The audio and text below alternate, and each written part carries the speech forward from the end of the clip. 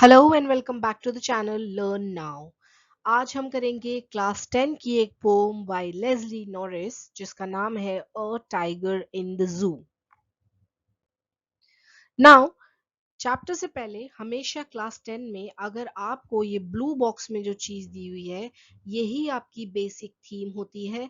इसी थीम के अराउंड जो है वो आपकी पोम या चैप्टर रिवॉल्व करता है और आपका काफी टाइम क्वेश्चंस जो है वो इन्हीं से रिलेटेड इसी थीम से रिलेटेड आ जाता है। दिस पोम कॉन्ट्रास्ट का मतलब ये होता है opposite. A tiger in a zoo with a tiger in a natural habitat. So यही आपकी मेन यहाँ पे थीम है कि यहाँ पे जो डिस्क्रिप्शन है वो टाइगर का ही है, लेकिन एक बार टाइगर किस में है, जू में, और दूसरी जगह उसको दिखाया है उसके नेचुरल हैबिटेट। और टाइगर का नेचुरल हैबिटेट क्या होता है? Forest. The pome moves from जू टू द जंगल।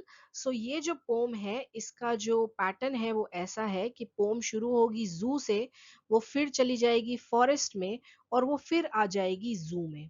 सो ये जो कंपैरिजन है वो इस मूवमेंट से दिखाया हुआ है। ये मूवमेंट क्यों दिखाया हुआ है? आप ऐसा भी तो कर सकते हैं कि आप पहले पूरा जू एक्सप्लेन कर दीजिए फिर पूरा फॉरेस्ट एक्सप्लेन कर लीजिए, लेकिन यहाँ पे पहले जू फिर फॉरेस्ट फिर बैक टू जू किस लिए दिखाया हुआ है?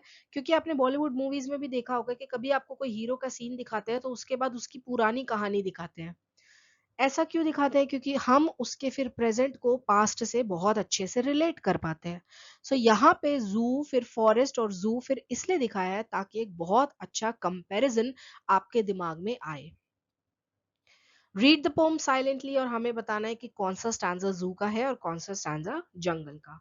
सो यहाँ पे हम पोम को स्टार्ट करते हैं। He stalks in his vivid stripes. So आपको पता होगा जैसे टाइगर का ब्लर इमेज आपको पीछे दिख रहा है, यहाँ पे ऐसे स्ट्राइप्स होते हैं। सो वो ये बोल रहा है कि ये जो टाइगर है वो अपनी विविड स्ट्राइप्स में, अपने ब्यूटीफुल स्ट्राइप्स में, अपने कलरफुल, अब ये जो इतना ब्राइट कलर स्ट्राइप्स में स्टॉक कर रहा है। यहाँ पे स्टॉक का मतलब क्या है कि मान लीजिए कि ये एक सेल है और यहाँ पे आपका टाइगर है। सो वो यहाँ जा रहा है और फिर यहाँ से यहाँ जा रहा है। सो यहाँ पे स्टॉकिंग मतलब क्या है? यहाँ पे स्टॉक मतलब किसी का पीछा नहीं, यहाँ पे स्टॉकिंग मीन्स वॉक करना।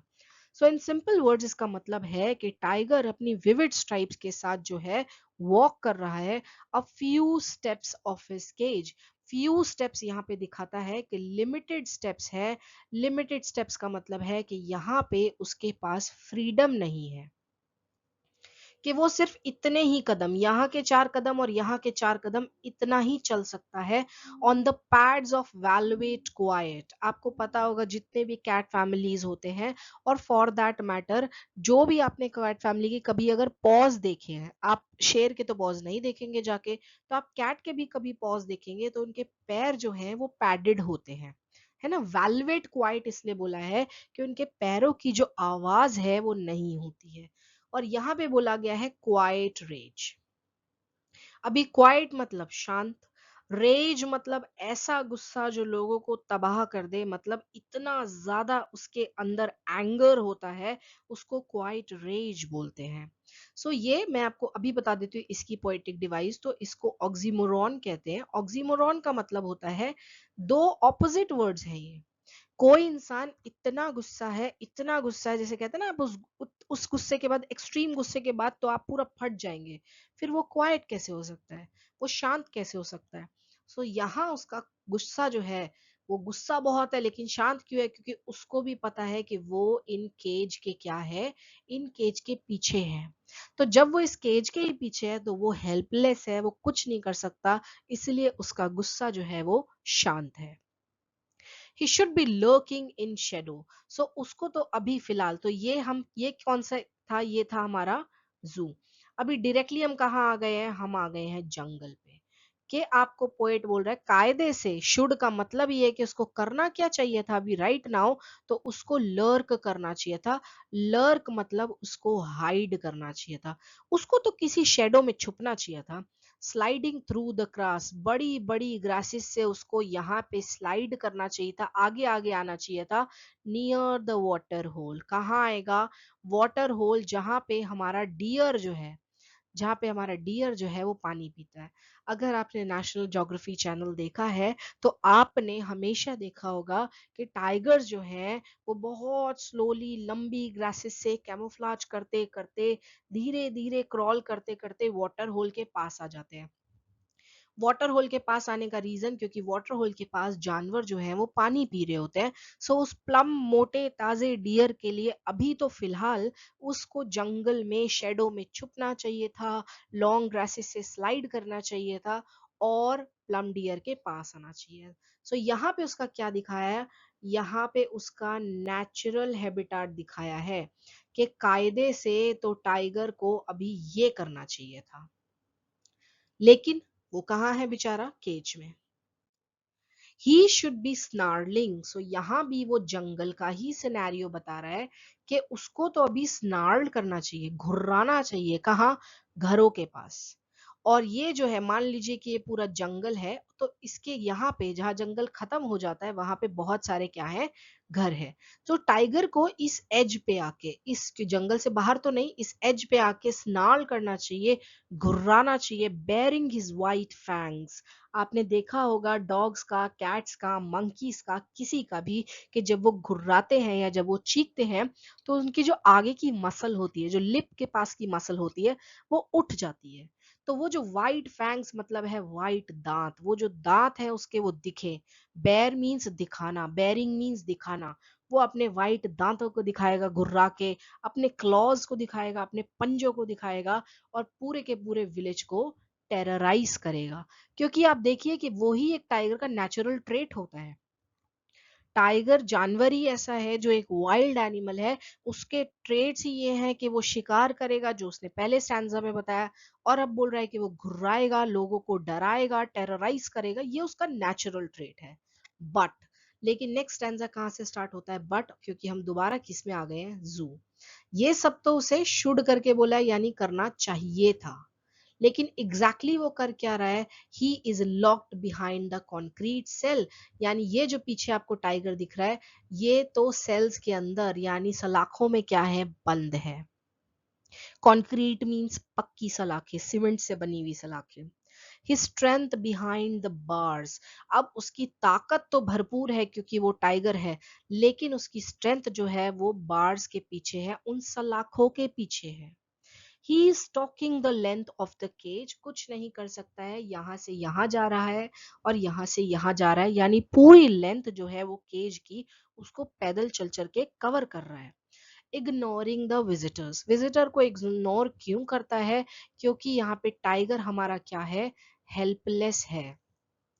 आप एक टाइगर के सामने नेचुरली सामने से चले जाइए, कोई क्यों नहीं जाता है, क्योंकि पता है कि टाइगर उसका शिकार करेगा, टाइगर बहुत वाइल्ड होता है। लेकिन जब केज के पीछे होता है तो हम कैसे विजिटर्स उसे चिल्लाते हैं, आवाज लगाते हैं, शोर मचाते हैं।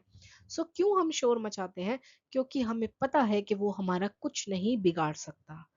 टाइगर को भी पता है कि वो उनका कुछ नहीं कर सकता, इसलिए टाइगर के पास कोई चॉइस नहीं है और वो विजिटर्स को इग्नोर करता है।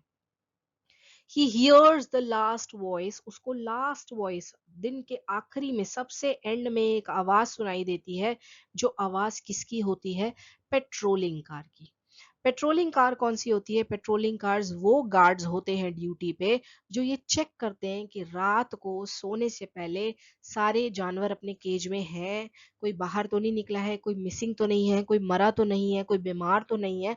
वो पेट्रोलिंग कार को सुनता है एंड ही स्टेयर्स, और वो घूरता है, किसको घूरता है, ब्रिलियंट आईज से घूरता है ब्रिलियंट स्टार्स को। यहाँ पे जो ब्रिलियंट आईज से ब्रिलियंट स्टार्स को घूरना है, इसका लॉजिक क्या है, यहाँ पे है होप, कि वो उस होप से स्टार्स को दिखता है कि कोई वो दिन आएगा जब मैं यहाँ से फ्री हो जाऊंगा और बैक टू अपने जंगल पहुंच जाऊंगा। यहाँ पे पोएट हमें क्लियरली ये एक्सप्लेन करना चाहते हैं कि हमने उस जानवर को, हमने एनिमल को रखा कहाँ है बाय द वे, और उसकी रियल लाइफ होनी क्या चाहिए। वो जो दो स्टैंजास हैं जहाँ पे उन्होंने लिखा है कि उसको शिकार करना चाहिए, उसको छुपना चाहिए, उसको स्नार्ल करना चाहिए, पोएट हमें क्लियरली एक मैसेज दे रहा है कि यही टाइगर का लाइफ है और टाइगर को यही करना चाहिए, यानी उसका रियल अडेप्टेशन जो है, उसका नेचुरल हैबिटेट जो है वो जंगल है। लेकिन हम ह्यूमन बीइंग्स ने उसको क्या कर रखा है, उसको केज में बंद कर रखा है। नाउ नाउ सेम पोम की हम करेंगे पोएटिक डिवाइसेस, क्योंकि अब आपके जो सीबीएसई में एक क्वेश्चन जो है वो पोएटिक डिवाइसेस से जरूर आता है। सबसे पहले हम स्टैंजा 1 की पोएटिक डिवाइस करेंगे। आप यहाँ पे देखेंगे सेंटेंस का स्टार्ट ही कहाँ से हो रहा है, ही से। आपको इनिशियली हमेशा पढ़ाया गया है कि एनिमल को हम हमेशा इट से लिखते हैं, तो कोई भी अगर किसी भी एनिमल को ही या शी लिख दे तो उसको बोलते हैं हम पर्सोनिफिकेशन। नाउ पर्सोनिफिकेशन क्या होता है, अगर आप लोगों को नहीं पता है, पर्सोनिफिकेशन का मतलब होता है कोई भी ऐसा ट्रेट इंसान वाला हम या तो एनिमल को दे दें या फिर हम नॉन लिविंग चीजों को दे दें। फॉर एग्जाम्पल हमने बोला कि द क्लाउड्स आर डांसिंग।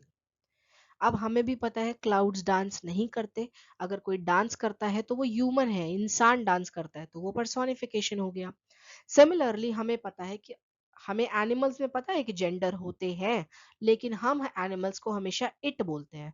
अगर आपने किसी भी एनिमल को ही और शी बोल दिया, दैट मीन्स वो पर्सोनिफिकेशन है। अगर आपने बोल दिया द बर्ड्स आर सिंगिंग, आपको बेशक लग रहा है कि वो बर्ड की आवाज अच्छी है, वो सिंगिंग कर रहा है, पर क्या रियलिटी में बर्ड सिंग करता है? नहीं करता। कौन सिंग करते हैं? ह्यूमन। तो उसको भी क्या बोलते हैं? पर्सोनिफिकेशन। नेक्स्ट इज, यहाँ पे जो वेलवेट क्वाइट दिख रहा है, असली में उसके पैर वेलवेट के नहीं है, असली में तो उसके पैर जो हैं वो पैडेड होते हैं। इसीलिए वेलवेट, अब क्या है, कालीन जब बिछी होती है, कोई शनील की चीज बिछी होती है तो उस पर आवाज नहीं आती है। इसीलिए इसको किससे कंपेयर कर दिया? वेलवेट से। जब कंपेयर कराया और ऊपर से कोई लाइक भी नहीं लिखा, एज भी नहीं लिखा, तो उस कंपैरिजन को बोलते हैं मेटाफर। जब किसी चीज को किसी से कंपेयर करते हैं डायरेक्टली तो उसको बोलते हैं मेटाफर। अगर आपको इन सारे पोएटिक डिवाइस पे एक डिफरेंट वीडियो चाहिए, इंडिविजुअल वीडियो चाहिए, तो आप मुझे कमेंट सेक्शन में लिखना, मैं आपको सारे डिवाइसेस एक बार में ही समझा दूंगी। Next is enjambment. अब एंजेबमेंट क्या होता है? एंजेबमेंट होता है जब आप किसी भी, ये हम एंजेबमेंट लिख देते हैं। एंजेबमेंट होता है जब यहाँ पे ये लाइन जो है ये एंड हो गई, पर इस लाइन के एंड में कोई भी पंक्चुएशन मार्क नहीं आया, यानी ये लाइन अभी खत्म ही नहीं हुई, ये कंटिन्यू हो रही है और खत्म जाके कहाँ हुई है? नेक्स्ट लाइन में, जब यहाँ पे क्या आया है? एक कॉमा आया है। अगर किसी लाइन के बाद कोई पंक्चुएशन लाइन आपको ना दिखे, मिसिंग दिखे, यानी वो नेक्स्ट लाइन में जाके खत्म हो रही, क्या पता यहाँ पे भी खत्म नहीं होती, सीधा यहाँ पे खत्म होती। जैसे आप ये वाला देखिए, ग्रास के बाद कुछ नहीं है, होल के बाद कुछ नहीं है, सीधा पास के बाद आया है। इसको भी हम क्या बोलेंगे? इसको हम एंजेबमेंट बोलेंगे। और एंजेबमेंट का मतलब होता है जब कोई लाइन कंटिन्यू होती है और कहीं और दूसरी लाइन में जाके खत्म होती है। नेक्स्ट है हमारा इमेजरी। इमेजरी क्या होता है? ये इमेजरी आई कहाँ से? ये जो विविड स्ट्राइप लिखा है ये इमेजरी है। नाउ इमेजरी क्या होता है? जब आप किसी को अपने वर्ड्स के थ्रू कुछ इमेजिन करवाना चाहते हैं, राइट? जब हम कुछ इमेज करवाना चाहते हैं, फॉर एग्जाम्पल मैंने आपको बोला कि एक हॉर्स था जिसके पैर जो है, उसके दो पैर हैं, चार पैर तो होते हैं, वो तो जमीन पे जो होते हैं वो तो थे ही, उसके दो पैर उसके सर पे भी थे। अब क्या होगा कि एक सेकंड के लिए सही, एक झलक आपके दिमाग में, सबकॉन्शियस माइंड में ऐसा एक जानवर जरूर क्रिएट होगा कि जब आप सोचेंगे कि अरे उसके पैर अगर सर पे होंगे तो कैसे लगेंगे। इसको इमेजरी बोलते हैं। हम सबको पता है टाइगर कैसे दिखता है, हम सब जानते हैं टाइगर कैसे दिखता है, फिर भी उन्होंने बोला है विविड स्ट्राइप्स, ताकि आपके दिमाग में, आपके विजुअल में टाइगर की वो जो ब्लैक कलर की धारियां होती हैं, वो जो ब्लैक कलर की स्ट्राइप्स होती है, एक सेकंड के लिए ही सही आपके दिमाग में जरूर आई होगी। नहीं तो वो डायरेक्टली भी लिख सकता था टाइगर स्टॉक कर रहा है। ये क्यों बोला कि वो अपनी विविड स्ट्राइप्स के साथ स्टॉक कर रहा है? ताकि आपके दिमाग में उसका इमेज आए। नेक्स्ट, मैंने आपको पहले ही पोम पढ़ाते हुए ही बता दिया था, ये है ऑक्सीमोरॉन। ऑक्सीमोरॉन क्या होता है? दो एग्जैक्टली ऑपोजिट वर्ड्स जो हैं वो एक साथ लिखे जाते हैं। गुस्सा भी लिख रहे हो, क्रोध भी लिख रहे हो और क्वाइट भी लिख रहे हो। जैसे आप दिन रात बोलते हो, दिन रात के एकदम ऑपोजिट है लेकिन आपने एकदम साथ में बोल दिया, उसको हम ऑक्सीमोरॉन बोलते हैं। नाउ नेक्स्ट है इसके अंदर एजोनेंस और कॉन्सोनेंस। अब एजोनेंस और कॉन्सोनेंस क्या होता है? अगर किसी भी लाइन में कोई एक वावल बहुत ज्यादा बार आता है, इसको हम एजोनेंस बोलते हैं। फॉर एग्जाम्पल आप यहाँ पे देखिए, पहले लाइन देख लीजिए, चलिए। इन में क्या आया? आई। हिज में क्या आया? आई। विविड में क्या आया? 2 बार आई। स्ट्राइप्स में क्या आया? 1 बार आई। माना कि 5 ही वावल्स हैं, लेकिन आपको नहीं लग रहा कि आई कुछ ज्यादा ही बार आ रहा है? सो जब कोई वावल बहुत सारी बार आ जाता है तो उसको एसोनेंस बोलते हैं। तो यहाँ पे जो वर्ड लगा हुआ है इसको हम एसोनेंस बोलेंगे। मैं यहाँ लिख देती हूँ आपके लिए, वो जो है वो क्या है? एसोनेंस। जैसे एसोनेंस पूरा का पूरा किससे रिलेटेड होता है? वावल से। ऐसे ही कॉन्सोनेंस भी होता है। और कॉन्सोनेंस का मतलब होता है कि कोई एक वर्ड, कोई एक लेटर जो है वो बहुत सारी बार आएगा। इसी में कॉन्सोनेंस, इसी लाइन में कॉन्सोनेंस भी लगा है। आप देखिए यहाँ पे क्या है? एस। यहाँ पे क्या है? एस। यहाँ पे क्या है? एस। यहाँ पे क्या है? एस। यहाँ पे क्या है? एस। अब इतने सारे लेटर्स हैं हमारे पास, 21 लेटर है। आपको नहीं लगता है एस कुछ ज्यादा बार आ रहा है? सो ये क्या हो जाएगा? ये हमारा हो जाएगा कॉन्सोनेंस। राइट? तो हमारे एक ही स्टैंजा में कॉन्सोनेंस आया है, एजोनेंस आया है, एंजेबमेंट आया है, मेटाफोर आया है, ऑक्सीमोरॉन आया है, इमेजरी आया है, और पर्सोनिफिकेशन भी आया है। नाउ लास्ट वन अगर आपने सुना है तो आपको पता होगा, एक अलग से मैं लिख देती हूँ, जिसको बोलते हैं सिनेक्डोक। अब सिनेक्डोक क्या होता है?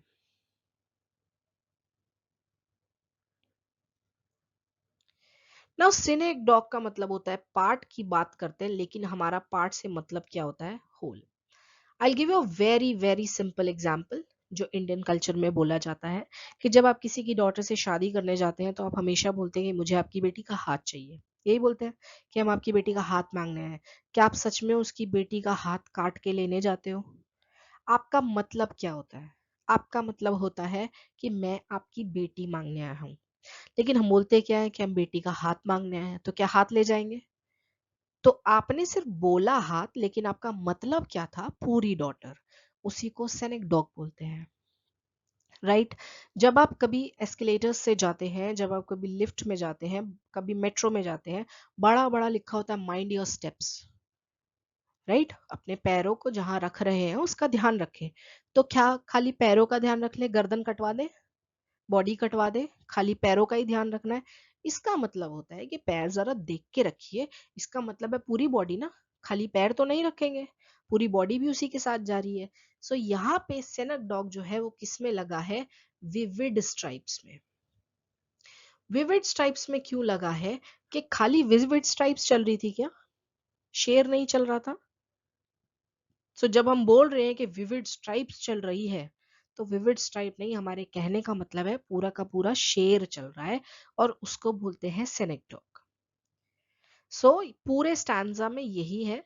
पूरे स्टैंजा में पर्सोनिफिकेशन है, इमेजरी है, oxymoron, enjambment, metaphor, synecdoche and consonance and assonance. अभी जब दूसरे स्टैंजा की बात करेंगे, मैंने आपको एंजेबमेंट पहले ही बता दिया था कि लाइन के बाद कोई पंक्चुएशन मार्क नहीं है तो एंजेबमेंट है। यहाँ पे जो है आपका एंजेबमेंट के बाद इमेजरी, यहाँ पे भी है। इमेजरी आपको कैसे पता चल रही है? अब मैंने आपको यहाँ पे बोला था ये जो पूरा स्टैंजा है ना, ये इमेजरी है।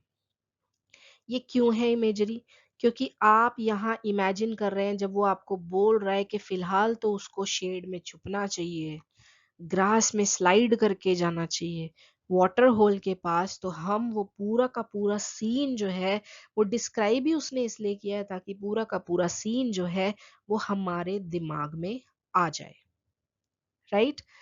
Next is alliteration. आपने सुना होगा, चंदू के चाचा ने चंदू की चाची को चांदनी रात में चांदी की चम्मच से चटनी चटाई। सो एलिट्रेशन उसी को बोलते हैं जिसको आप हिंदी में अनुप्रास अलंकार बोलते हैं। इसका मतलब दो सेम लेटर से शुरू होने वाले वर्ड्स जो है वो बहुत सारी बार आए तो उसको एलिट्रेशन बोलते हैं। लेकिन इंग्लिश में क्या होता है कि अगर दो वर्ड्स भी, जैसे यहाँ पे प्लम किससे शुरू हो रहा है? पी से, पास किससे शुरू हो रहा है? पी से। जबकि बीच में एक वर्ड है, उसके बावजूद भी अगर एक ही वर्ड का गैप है और दोनों एक ही लेटर से शुरू हो रहे हैं तो उसको एलिट्रेशन बोलते हैं। इसका मतलब वर्ड सेम उससे स्टार्ट हो रहा है। Next, he should be snarling. अब इसमें भी आपके लिए इमेजरी रेडी करी है, क्योंकि आप ये पूरा सीन इमेजिन कर रहे हैं कि कैसे वो जंगल के एज में जाएगा, कैसे वो स्नार्ल करेगा, कैसे वो अपने दांत दिखाएगा, कैसे वो लोगों को डराएगा। सो इस पूरे पैराग्राफ में भी क्या है, इस पूरे पैराग्राफ में भी इमेजरी है। और इसके अंदर क्या है, और इसके अंदर ओनोमेटोपिया है। अब ओनोमेटोपिया क्या होता है? ओनोमेटोपिया का मतलब होता है कोई भी ऐसी पोएटिक डिवाइस जो पूरी की पूरी किससे रिलेटेड होनी चाहिए, जो पूरी की पूरी आवाज से रिलेटेड होनी चाहिए। तो यहाँ पे शेर की कौन सी आवाज है? स्नार्ल। अगर आपने बोल दिया म्याऊं, तो ये किसकी आवाज है? कैट की, वो ओनोमेटोपिया है। अगर आपने बोल दिया टिक टॉक या टिक टिक, ये किसकी आवाज है? घड़ी की, ओनोमेटोपिया है। कहीं पे भी आवाज अगर आ जाए, स्प्लैश, किसकी आवाज है? पानी के ड्रॉपलेट की, वो भी क्या है? ओनोमेटोपिया। कोई भी अगर वर्ड जो है वो आवाज साउंड से रिलेटेड हो तो उसको ओनोमेटोपिया कहते हैं। अब इस वाले में भी आपका एजोनेंस मैं आपको दिखाती हूँ। एजोनेंस मैंने आपको बोला था जहां पे वावल बहुत ज्यादा रिपीट होता है। अभी हमारी पोम है तो इसमें पोएटिक डिवाइसेस आपको पहली बार में भी डिफिकल्ट लग रही होगी। जब आप हर पोम में back to back poetic devices करेंगे तो आपको ये सब फाइंड करने की आदत हो जाएगी। देखिए, वावल मैंने बोला था आई, फिर दोबारा आई, फिर दोबारा आई, फिर दोबारा आई। सो आई क्योंकि बहुत ज्यादा बार आ रहा है तो यहाँ पे एसोनेंस है। नेक्स्ट, इसी में आपको मैं कॉन्सोनेंट्स भी दिखा देती हूँ। अब यहाँ पे क्या है? एस। यहाँ पे क्या है? एस। यहाँ पे क्या है? एस। यहाँ पे क्या है? एस। 6 ही तो वर्ड है और 6 में से 4 वर्ड में एस आ गया, तो ये क्या है? कॉन्सोनेंट्स। आप हमेशा याद रखेंगे कि कॉन्सोनेंट्स का मतलब होता है कोई भी एक लेटर रिपीट होना। लेकिन अगर वो लेटर शुरू में आ जाता, यहाँ भी एस होता, ये भी शुरू में, ये भी शुरू में अगर शुरू में लेटर आ जाता तो वो कॉन्सोनेंट्स नहीं, फिर वो एलिट्रेशन होता। और एंजम्बमेंट इसमें भी है क्योंकि यहाँ पे फिर दोबारा से कोई पंक्चुएशन मार्क नहीं है।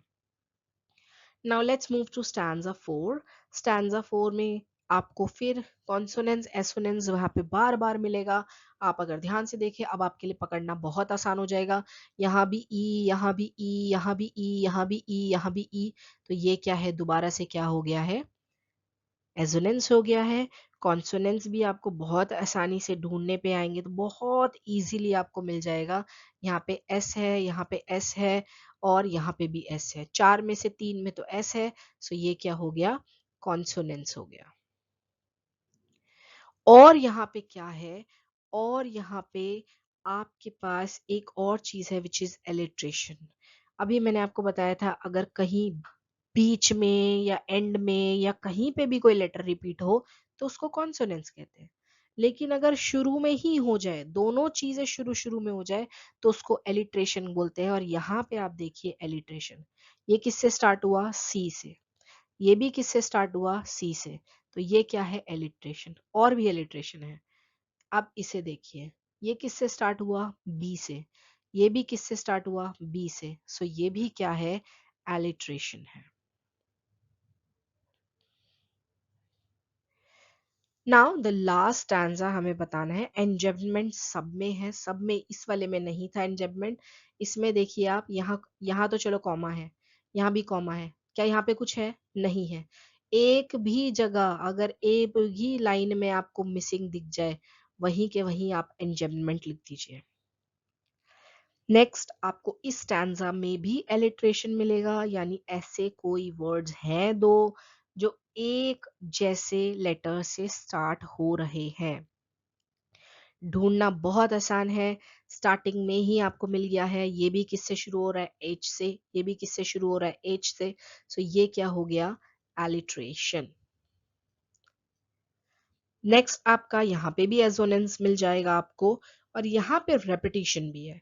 रेपिटेशन जो है वो हमेशा पूरे पूरे वर्ड के लिए होता है। एक वर्ड अगर 2 बार आ गया, 2 से ज़्यादा बार आ गया, सो उसको हम क्या बोलते हैं? उसको हम रेपिटिशन बोलते हैं। सो आई होप आपको इसकी पोएटिक डिवाइसेस समझ में आई हो। अगर आपको पोएटिक डिवाइसेस बिल्कुल भी नहीं आती है तो आप कमेंट सेक्शन में लिखना। मैं आपको पूरा एक इंडिविजुअल पूरा एक स्लाइड बना दूंगी जिसके अंदर हम सिर्फ पोएटिक डिवाइसेस को समझेंगे कि पोएटिक डिवाइसेस क्या होती है। So this was all about the pome a tiger in the zoo. अगर आपको इसका डिस्क्रिप्शन अच्छा लगा है so like the video, comment in the comment section, subscribe the channel and share it with your friends.